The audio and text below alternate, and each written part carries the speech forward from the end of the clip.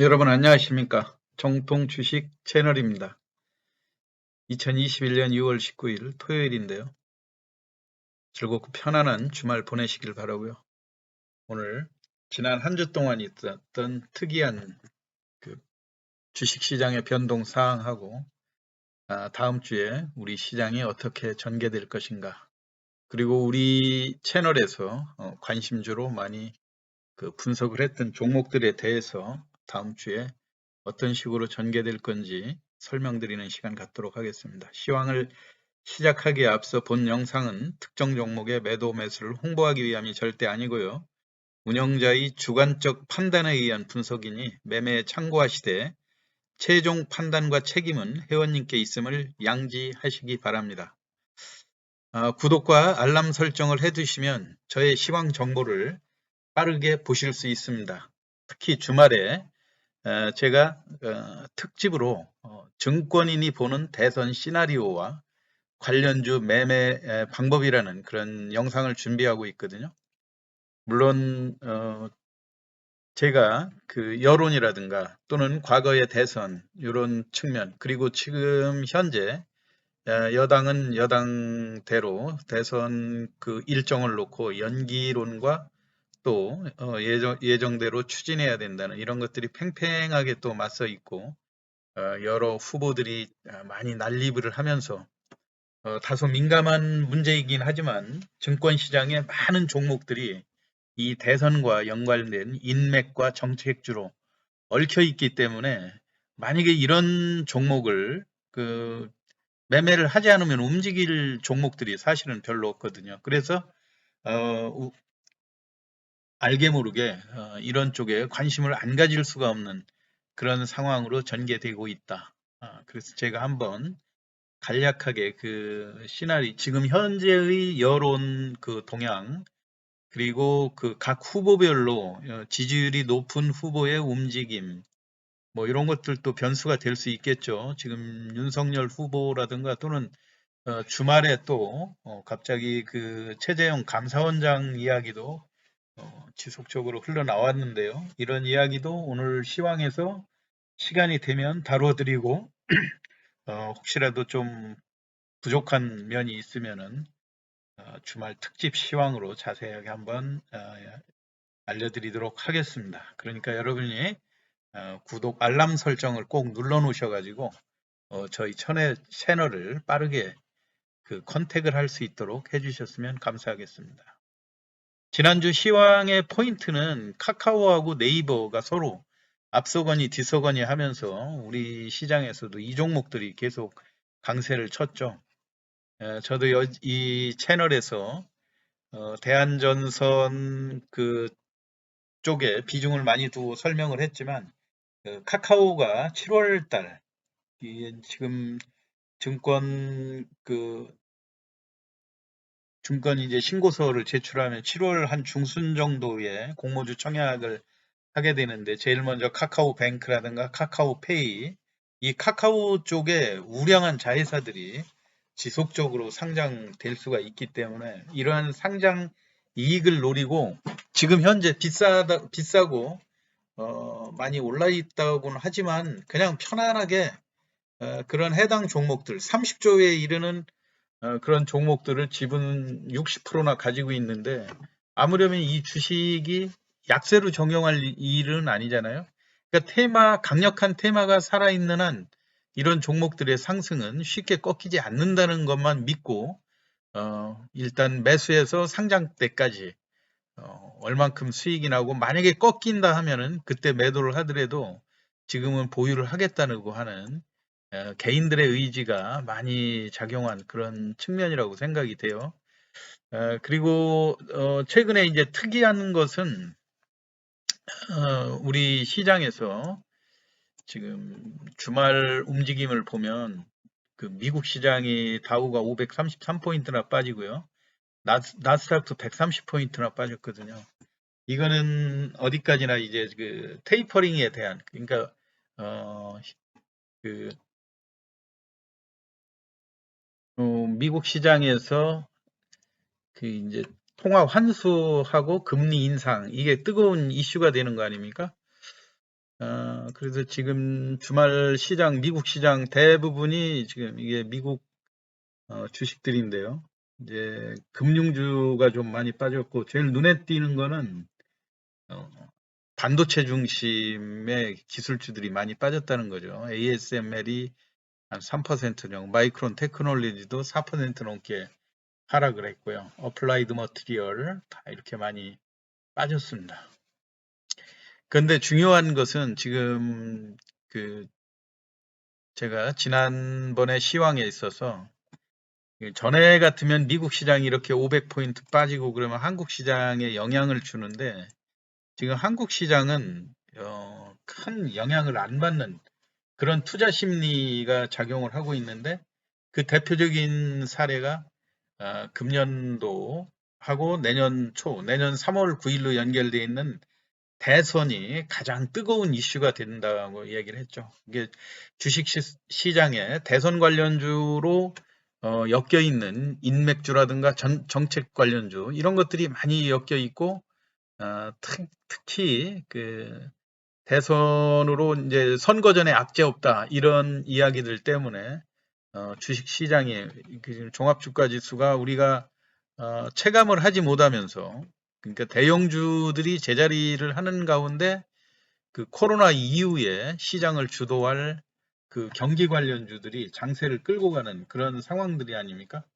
지금 종합주가 지수가 지난번에 3,280을 상회하는 그런 상황에서 과거 같으면 기관과 외국인이 지수를 끌어올리고 개인들의 힘으로 그 지수를 좌지우지 못하는 그런 상황이었는데 지난 주말에 특이한 현상이 다시 발견이 됐죠. 오히려 개인의 매수로 시장의 지수를 다시 끌어올리는 이런 형국이 돼가고 있다. 금요일 날도 보면 외국인이 많이 매도를 했거든요. 최근에 매수를 하다가. 그래서 우리 국내 시장은 어찌 됐거나 물론 그 선거 전에 악재 없다 이러한 것들이 많이 맞아 들어가는 그 시장이고요.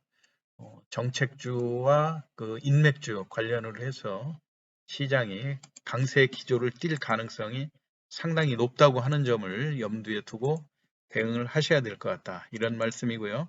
어찌 됐거나 그 미국 시장이 그 금리 인상이라든가 유동성 공급 축소 이런 것 2022년 말에서 2023년까지 그렇지만 미국에서도 그 정책 그 유동성 축소에 대한 의견은 강력하게 어느 날 그 갑자기 그, 그 유동성을 축소하거나 금리를 그 급작스럽게 올리거나 이러지는 않는다는 것이 FRB의 방침 아닙니까? 예고된 서서히 준비된 어, 금리 인상 또는 통화 환수 이런 것들을 이야기를 하고 있습니다.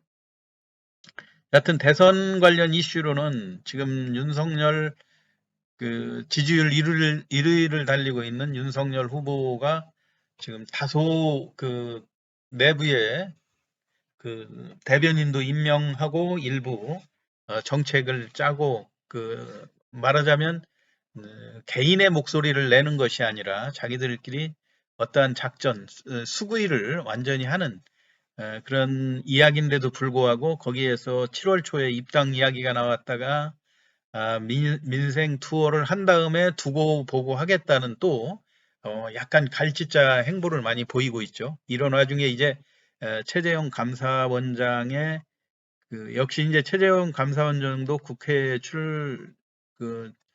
출연을 하셔가지고 이 질문에 다소 그 대선 출마 의지를 밝히는 듯한 그런 발표로 만일 본인이 정치에 전혀 관심이 없다 그런다면 그 자리에서 말 나왔을 때 뭐 펄쩍 뛰는 소리를 해야 되겠죠. 그렇지만 그렇지 않고 여운을 남겨두었다고 하는 것들을 시장에서는 민감하게 반응하는 그런 분위기고요. 그래서 이제 이루온이라든가 오픈베이스 또 피닉스 소재 이런 종목들이 역시 또 마찬가지로 그 최재형 감사원장 하면 KS 아닙니까? 그 말하자면 경기고 출신의 서울대학교 법대 그러면 각 대표이사라든가 또는 그 임원들, 주요 임원들 중에서 그런 경기고 인맥, 서울대 인맥 하면서 이제 그 인맥주라든가 이런 것들이 그렇게 형성이 되겠죠. 그리고 최재형 감사원장 하면 제일 중요한 게 그 원전에 관련된 이야기 아닙니까? 지금 현 정부하고. 그래서 제가 이 주제도 오늘 움직임이 달라진 대한전선과 대원전선. 이 대한전선이 오히려 지난 주말에는 훨씬 안정적으로 움직였지 않습니까? 이게 이제 원전이 다시 또 이슈가 되다 보니까 같은 그 대한전선은 정치적인 이런 거하고 연관은 안 돼 있고 그 원전이라고 하는 이런 것들이 강세를 보일 때 그 대한전선의 움직임이 훨씬 가볍게 나타난다.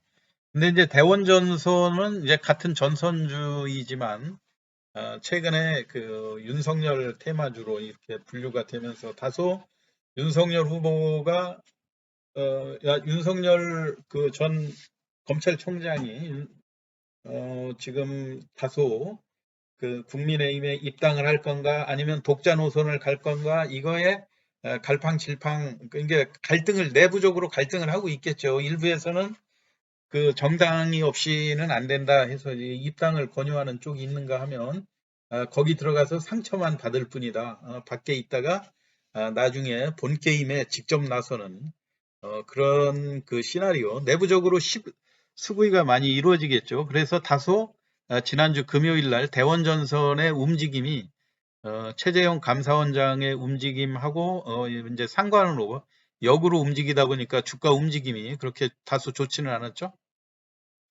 근데 중요한 거는 지금 원전에 대해서 해외 수요는 급증하는데 국내의 입장이 다소 좀 미온적인 거 아닙니까? 국내 탈원전도 과감하게 후퇴를 하고 또 이제 그 적극적으로 해외에 그 상업용은 그 SMR 같은 게 이제 소형 원전 기존 원전의 10분의 1 정도 크기면서 효율성이 아주 높고 안전도가 뛰어난 걸로 유명하지 않습니까? 근데 이제 야권은 이게 그 탈원전을 철회해야 된다는 이런 주장인 반면에 지금 현 정부에서는 후퇴는 불가하다 이런 것으로 지금 팽팽히 맞서 있기 때문에 결국 이 대선 테마로 또 원전이라고 하는 것이 뜨겁게 자리 잡을 수밖에 없다는 그런 측면. 그리고 이제 그 SMR에 대해서 지난주 산업통상부 장관이 체코 현지에서 이제 지금 현재 대통령을 따라서 지금 스페인이라든가 이런 유럽 쪽을 방문하고 있는 중에 K원전 세일즈, 체코의 약 8조 원 규모의 그 소형 원자로 이거에 대한 그 수주 경쟁이 붙어 있지 않습니까? 그래서 이제 이쪽에 원래 이제 한미 정상회담이 해외 원전 시장에 공동으로 진출하고 연구를 같이 하자 이런 것으로 인해서 앞으로 뜨거운 그 물밑 경쟁이 치열해질 것으로 전망이 되고 있습니다. 이에 따라서 오늘 시장에서 일단 지난주에 제가 일관되게 이 채널을 통해서 주장을 했던 두산중공업이라든가 두산인프라 또 대한전선, 대원전선 또 이제 원전하면 어떤 우진 그 원자력의 각종 계측기를 만드는 아주 그 실력 있는 중소기업 아닙니까? 여기에 보성포텍이라든가 우리 기술을 항상 동반해서 같이 움직이는 그런 모습들이죠. 그리고 지난주에 자연과 환경, 또 대유 플러스, 이루온, 디지털조선, 오픈베이스, 동양, 카스, 또 삼성 엔지니어링에 대해서 제가 지난 목요일 날 실적이 과거에 비해서 대폭적으로 호전되면서 외국인이 지속적으로 매수하는 그런 모습들을 보여주면서 제2의 HMM으로 한번 그 견주어도 손색이 없다. 물론 이 제2의 HMM이라는 표현은 제 채널에서 제가 쓰는 표현입니다. 어디 걸 누가 가져온 게 아니고 제가 볼 때 그 과거 HMM이 올라갔을 때 초기 공면하고 유사한 그런 흐름을 보여주기 때문에 제가 이런 표현을 썼는데 그 다음에 또 덧붙여서 진원생명과학이 mRNA 백신과 관련해서 지난 상한가까지 올라가는 그런 모습들을 보였거든요. 오늘 제가 또 그 매매 방법에 있어서 이렇게 상한가가 무너졌다 또 상한가 들어갔다. 기관과 외국인의 매수로 상한가 종료한 종목. 그 이튿날 제일 중요한 건 월요일 날 또 매매 방법이겠죠. 혹시 이렇게 상한가에 공략하고 싶은 사람들 어떻게 매매하는지 그 포인트까지 오늘 한번 설명드리도록 하겠습니다. 자, 그러면 우선 대한전선에 대해서요. 우리 지난 주간 그 주가 추이하고 보면 다소 대한전선이 상당히 안정적으로 많이 움직였죠. 예, 이제 아까 서두에도 말씀드렸듯이 원전에 대한 그 수출, 체코의 8조짜리 그 원전을 과연 우리가 수주할 수 있는가 이 여부에 따라서 많이 달라지겠죠. 그리고 대한전선이 이렇게 급등은 했지만 하방 경직성이 눈에 띄게 돋보이는 그런 상황이죠. 하락을 할 때도 그동안 상승한 거를 이익을 실현하려고 하는 강력한 매물들이 쏟아진다고 하면은 이게 장대 음봉이 크게 한번 나와주는 그런 패턴이 나올 수가 있는데 그 패턴을 여러 번 넘기면서 기존의 저점 3,000원을 안정적으로 목요일 날, 금요일 날도 지키는 그런 모습이었죠. 주가 추이에서 보면 이날도 다소 물론 이제 대한전선은 조금 안정적으로 움직였고 이 전날 저점 3,060원보다 좀 그 위에서 3,080원에서 다소 진정되는 그런 모습을 보이다가 원전 관련 뉴스에 의해서 두산중공업이 강력하게 반등하는 그런 모습들이었죠.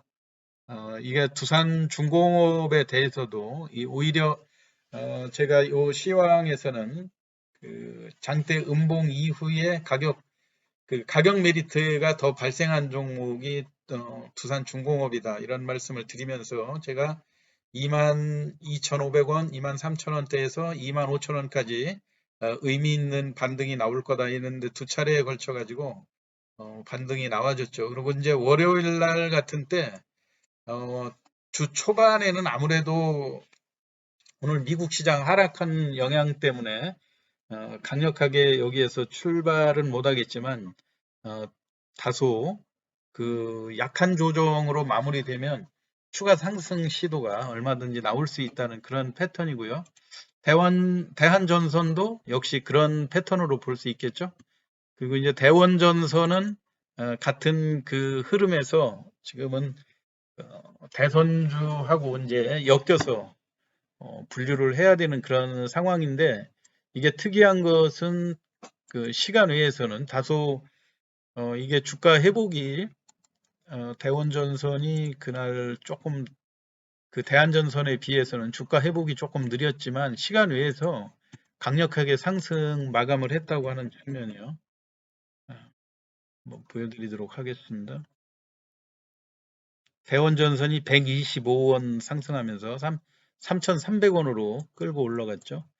그리고 대원전선 같은 경우 절대 가격은 지금 대한전선하고 같은 맥락으로 볼 수는 있지만은 가격이 같다고 그래서 여러 비교하는 기준이 여전히 대원전선을 조금 더 저평가된 거로 분류할 수 있다 이런 맥락이죠. 왜냐면은 우선 자본금 규모가 대한전선의 10분의 1도 안 되고요. 7,100만 주.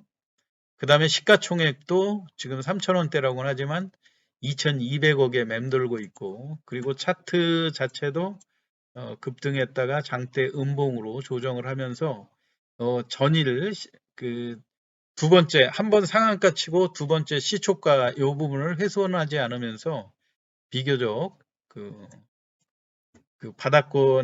바닥권이라는 인식이 강하게 작용하고 있다는 점이요. 그리고 투자 주체별 매매에서도 보면 지금 현재 외국인들의 매수가 이 가격대에서는 적극적으로 나오고 있다고 하는 측면을 어, 좀 개인 투자자들이 장 종료 후에 이거를 긍정적으로 봤던 것 같습니다. 그래서 시간에 의해서 주가를 강세로 전환을 시켰고, 대원전선의 가장 큰 장점이라고 할 것 같으면 무엇보다도 공매도에서 자유롭다고 하는 것을 꼽을 수 있겠죠. 기타 이제 자연과 환경 이런 종목들도 그 환경 관련주로 또 많이, 그러니까 여당 후보가 됐든 야당 후보가 됐든 우리 그 환경 오염이라든가 이런 쪽에 관련된, 특히 이제 도시 재생과 관련해서 동양이라든가 웹스 이런 종목들이 또 대선 관련주들 그 윤석열 캠프하고 또 연관이 되면서 웹스라고 하는 종목이 또 마찬가지로 이런 종목 2,000원대에 머물러 있었던 거거든요. 2,000원대 머물러 있다가 그 뭐 도시 그 재생하면서 그 윤석열 그 캠프에서 일부 그 도시 전공 학자가 같이 동행을 했다. 뭐 이런 뉴스로 인해서 단계별로 이렇게 상승하는 패턴들이 나오지 않았습니까? 이런 걸로 인해서 여하튼 환경과 관련된 이런 종목들은 계속해서 좀 관심을 끌지 않을까 생각하고요. 역시 두산 인프라코어도 두산 중공업하고 인적 분할이 예정이 돼 있는데 이제 다음 주 남으면 6월 29일까지만 거래되는 그런 상황이지 않습니까? 최근에 두산 중공업이 하락하는 와중에서도 두산 인프라가 비교적 주가가 15,000원대 견조하게 버티는 이런 모습으로 봐서 좀 이 정도 가격이라고 그러면 그 인적 분할을 적극적으로 받는 것이 유리하지 않을까 그런 판단이고요. 제가 그 영상에서 인적 분할을 받았을 때 수익이 나는 그런 내용들 설명을 해드렸는데 현재까지 두산중공업이 그때 당시 3만 원대에서 현재 5만 원 정도가 하락이 됐지만은 지금 시점에서도 평가해도 약 5%에서 8% 정도가 두산 인프라코어를 보유해서 그 인적 분할을 받는 것이 유리하다는 그런 분석들이 나오고 있거든요. 그러니까 그걸 또 참고해 보시기 바라고요.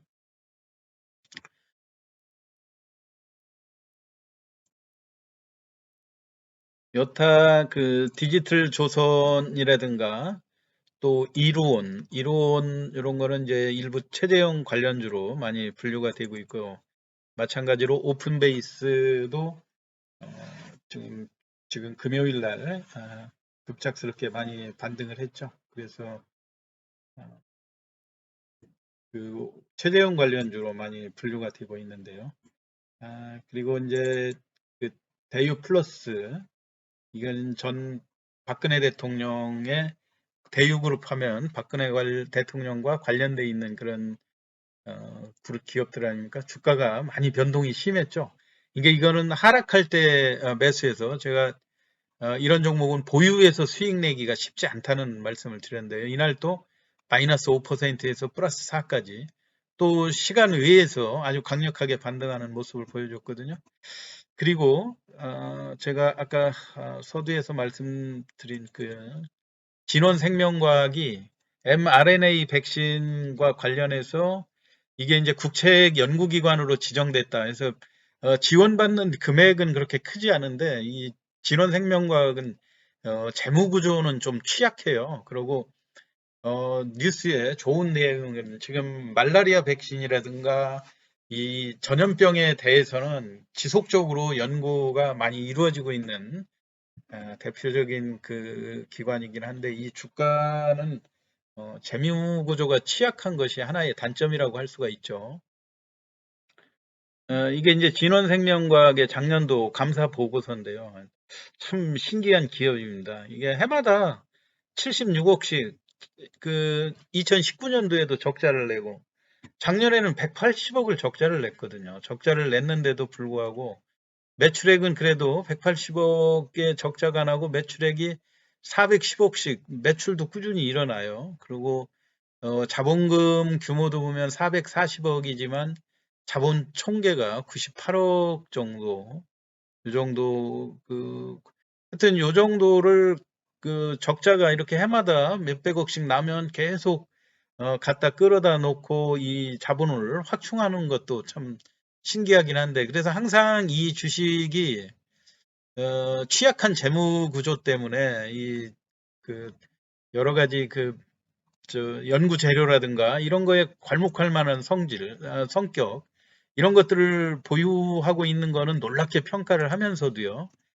재무 구조 측면에서 보면 항상 그 취약한 면이 드러나기 때문에 장기 보유하는데 항상 망설여지는 주식이기도 하거든요. 그런데 지난 또 주말에 지금 현재 우리 화이자 백신 같은 데서 하고 있는 mRNA 방식이 우리 국내에 도입된 경우가 별로 없는데, 지금 진원생명과학이 그 기술을 적극적으로 한다는 이런 뉴스에 따라서 주가가 많이 지난 주말 상한가까지 진입을 하지 않았습니까? 그런데 상한가에 보면 기관과 외국인이 많이 매수를 해서 상으로 올렸어요. 그런데 이게 상한가, 여러분도 보셨겠지만 여러 차례 무너지고 또 올라가고 했던 주식은 개인들이 많이 또 매도를 했고요. 그런 주식은 아침에 높게 붙지는 못하거든요. 그리고 더군다나 미국 시장이 어제 많이 하락을 했기 때문에 이런 종목 매매할 때, 특히 상한가 쳤던 이런 장대 양봉이 나왔을 때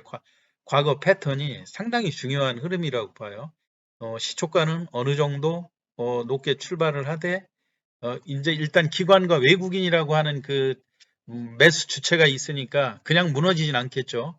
그런데 이 어느 정도 이 상한가에서 허수성 매수 주문들이 많이 안 나오고 기관과 외국인이 있을 때는 주가가 그렇게 높게 출발을 안 하거든요. 그러니까 이런 종목 높게 출발하지 않을 때 장중에 끌어가는 그 위에 양봉의 윗꼬리가 길게 달리는 그런 특징이 있거든요. 그러니까 여러분들도 보고 지금 주말에 미국 시장이 약했었기 때문에 이 진원생명과학은 시초가가 저점이 될 가능성이 상당히 높아요.